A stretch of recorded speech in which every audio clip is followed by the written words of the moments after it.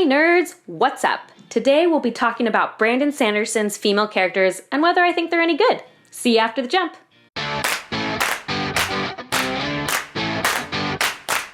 So if you're a big reader of fantasy, you'll know that when it comes to female characters, there's the good and there's the bad. And look, there's been a lot of bad. But one thing I love about reading Brandon Sanderson novels is that I usually really enjoy reading his female characters. I think he's really good at it.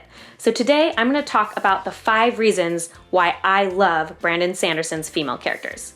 But before we get into my list, there's something I need to talk about. I've been reading fantasy for a long time. It was one of the first genres as a kid that I really attached to. But something I noticed is when The Hunger Games was released, strong female characters changed. Now, strong female characters have been around for ages, but once The Hunger Games came out, it started to feel like every strong female character had to be like Katniss Everdeen.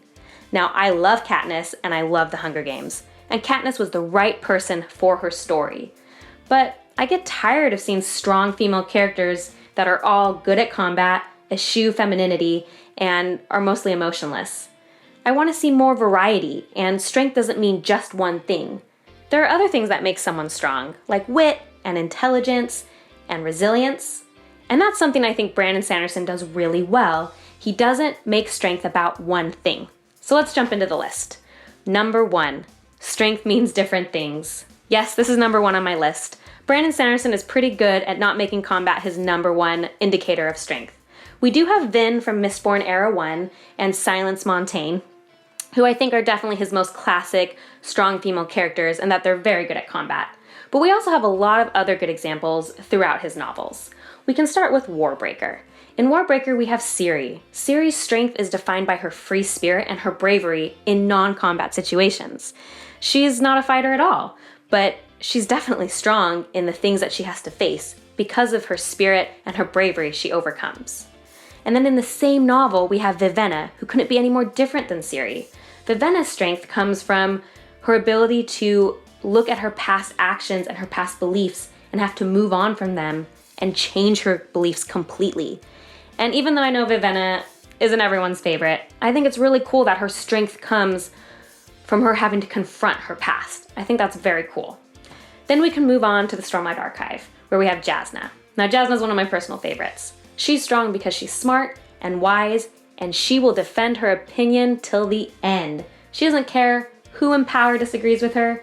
She will defend what she knows is right and what she believes to be true. And I think it is awesome that she is so strong in that way. Of course, especially in Oathbringer, she is very strong in combat, but I wouldn't say that's what defines her. Her intelligence and strength in her convictions is what defines her and makes her strong. And then we have Shallan in that same novel, who although she is also very smart, she's also artistic and resilient. I feel like resilience is really what describes Shallan's strength. And even though she may not handle things always in the best way, she's strong despite all of the things she's been through. And then we have White Sand with Chrysala. Chrysala is regal. Chrysala is smart. Chrysala is the scholar of the Cosmere. Without too many spoilers, I think it's cool that a female got that title, and a female's the one that we see in Arcanum Unbounded. I think that gives her a big strength and staying power. Then we have Steris. Steris is a great example of an untraditional, strong female character. Steris is sterile and logical and likes organization, and also struggles to recognize her own strength in a sea of people she surrounds herself in that are the traditionally good at combat. And I think it's a very cool distinction that Sanderson can make her seem just as strong in a different way. So that's one thing I really love. Going on to number 2. The second thing I love about Brandon Sanderson's female characters is that they're allowed to be feminine. There's a spectrum of femininity for every female. Some of us feel very strongly feminine and others of us don't. And it doesn't make us any less strong or not strong or any less female. And I myself feel very feminine in some ways, and in some ways don't feel like I fall on that feminine spectrum. And one thing I've noticed is that sometimes I feel that femininity is seen as weakness in movies or books, and I don't think it's fair. And while Brandon Sanderson could definitely do more to represent more of that spectrum, one thing I think he does do well is he never presents femininity as weakness. Strong female characters are allowed to be feminine or not feminine, and it's okay. They're both strong. A good example of this, I think, is Warbreaker. There's a scene in Warbreaker that I just love so much. And it's the scene where Ciri is getting all dressed up in this like gold gown, and she's loving it. She's loving the gown, she's loving how she looks, and so she changes her hair to match the dress, and she feels amazing in it. And then we see the same scene from Vivenna's eyes, and she doesn't know what's going on, and she's lamenting how Ciri has been forced into changing her hair color, and how gaudy the dress is, and how terrible it is, and poor Ciri. And I love we get to see this kind of two different views of like the feminine, and it doesn't take away from either of those characters' strengths. It's just difference of opinion. And I think that's a really cool thing Sanderson does. Number 3, Brandon Sanderson lets his female characters fall in love differently. This one is really important to me. Now look, I love Wheel of Time as much as the next person. But one thing that drove me so crazy in Wheel of Time is that every female character fell in love the same way. The minute they fell in love, they turned to mush and all doughy-eyed and so in love. And it didn't always fit with the character. And one thing I think Sanderson does well is he lets his characters keep their personality when they fall in love. For example, Vin, when she falls in love, she's super distrustful. In fact, there's a whole book basically about how distrustful she is about it. And that makes sense for her character.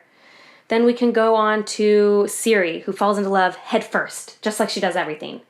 And then we have Shallan, who falls in love with 2 different people because she can't decide on a personality for herself. And Jasna, who don't need no man. And Marcy, who is a little immature and blushing and shy when she falls in love. I really love that they're able to keep their character traits and fall in love in a way that makes sense and doesn't remove their character. And as someone who doesn't really love romance, and I usually prefer it just wouldn't be in there, that trait helps me like the romances in his novels more. 4, Brandon Sanderson's female characters aren't defined by a single trait. Something I notice a lot in female characters, and maybe it's just bad characterization, but there'll be books where each character is defined by a single trait. This character's brave. This character is smart. This character is so-and-so. And no other character can have that trait because they're defined by it. Brandon Sanderson's really good at putting nuance into his characters so that multiple characters can share the same trait, but not be the same people. And I think the best example of this is in the Stormlight Archive. We have Shallan, Jasna, and Navani, who are all described as scholars and intelligent. And you think it would be hard to have 3 characters share that trait and be different, but you never feel like they're the same characters. You have Jasna, who's seeking knowledge and wisdom in a very straightforward way, and who's very unbending, while her mother is scholarly in more of an inventive way. She does inventions, and she's very romantic, and she holds power in a different way than Jasna. And then you have Shallan, who is also a scholar and also seeking after knowledge, but she's more artistic and more influenced by her emotions and her desires. And I love that Sanderson even pits Shallan and Jasna together so much because they share so many qualities, yet are such different people. And I think it's cool that Sanderson can have characters share those traits and still be different people. And then finally, 5, Brandon Sanderson isn't afraid to let his female characters be the worst. Okay, what I mean by that is that Brandon Sanderson's female characters have flaws. Sometimes they're difficult, sometimes they're unlikable. And I feel like there's a lot of fear in making strong female characters unlikable. I feel that a lot of female characters in the books and movies I see or read are given fake flaws. They're given the flaws like when you answer the interview question, "Oh, my flaws, I'm a perfectionist. I work too hard." Guess what? I have flaws. What are they? Oh, I don't know. I sing in the shower. Sometimes I spend too much time volunteering. Occasionally I'll hit somebody with my car. They're not real flaws. They're not real things people go through. And I like that Sanderson isn't afraid to give his female characters real flaws, and they don't take away from his strength, just like real people. Let's take Shallan, for example. Let's be honest, Shallan is a disaster. She has so many problems. She has so many flaws and so many difficulties, but it doesn't take away from her strength. And I think that's really cool that we can have Shallan as such a likable character, but also sometimes very unlikable. Like in the first novel, sometimes she's kind of unlikable. And I think that's cool. And the same thing with Vivenna. through the first half of the book, Vivenna's pretty unlikable. When I read it, I really didn't like her character until about halfway through the book when she changes, and then I grew to really love her. And I hope it's not weird, but I like that Sanderson isn't afraid to have his female characters be unlikable, and they're still strong. And I think that's important. Sometimes people are difficult, and it's nice that female characters get to be difficult too, and still be strong and cool. So those are the 5 reasons I love Brandon Sanderson's female characters. There's definitely some work he could do, especially in representation. I do love that he's tried to explore age representation. I absolutely love Silence Montaigne, and I love that novella, and I hope he decides to bring older female protagonists back. And it's definitely something I don't see very often when I read fantasy, is older female protagonists. He could also definitely explore race better. I know we have Chrysala and Jasna and some of the characters in Stormlight Archive, but I feel like a lot of the artwork hasn't really represented the representation that they're supposed to be, so I hope we can get better at that. One thing I do think is interesting, I did a quick look at all of his Cosmere works, and about 43% of his Cosmere works have a female primary character. And that is including some of the books with multiple characters. But I think that's a really cool statistic. I love that as a male author, he works so hard to keep his main characters female as well, and it never feels like he's forcing it. It feels like he writes characters first, and whether they're female or male, it doesn't matter. He just writes good characters. So I know a lot of people don't share this opinion. I've been on Reddit, so I want to know what your opinion is. Do you like Brandon Sanderson's female characters? And if you're comfortable, tell me what gender you are or what gender you identify as, because I always wonder if that makes a difference. As a female, I like Brandon Sanderson's female characters. So let me know what you think, and let me know if it makes a difference what you identify as. I will see you next video, and I hope to talk to you soon. Bye.